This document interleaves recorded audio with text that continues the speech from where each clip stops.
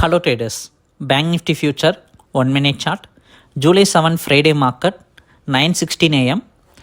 In 1 minute of market open, sell call generated. This strategy based on a scalping strategy, so it will analyze the market movement and generate calls in live market. It's a automatic calls generator. It will automatically analyze market movement and generate calls in live market.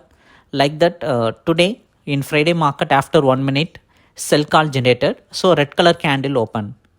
Straight white line from red color candle. That white line is our entry point line. Below red color lines are first target, second target line. Above line is the stop loss line. Daily basis in live market, it will automatically generate calls in live market. So you can watch the chart, get the call, place the order in your broker account. You can do manual trading as well as auto trading.